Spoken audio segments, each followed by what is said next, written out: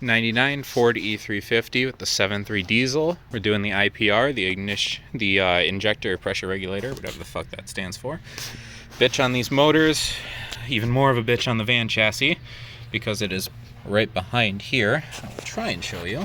So you go to the fuel bowl, go over to the side, go way the fuck down there, and should be able to see it. Yeah, it's that clip with the wires on it, right? Or the clip with the wire retainer on it down there.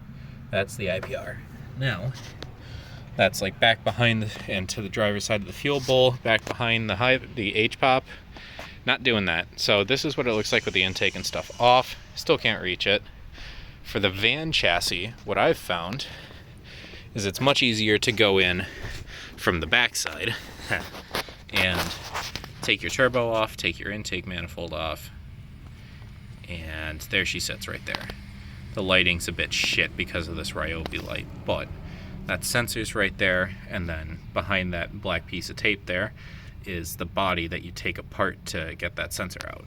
Now, what it looks like you need to me is an 1.1/8" socket that is 2.5 inches deep on the inside or deeper to get the sensor in. Because that's what it looks like here. So the part with the black cap on it goes into the motor, and then this hex here is the one that you have to tighten on. This whole assembly on the back disassembles, so you can take the sensor part and take this little back cap and the nut off. Then you have to have a socket that will reach this and not interfere with this. Now, I did not have this, but what I did find is that shower drain repair sockets. You see these right here, Harbor Freight, $11.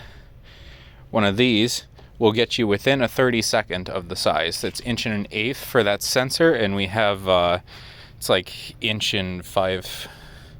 What is it? 1.1/8". We have 1.5/32 here. So 1.4/32 is 1.1/8". 1.5/32 is just a hair over.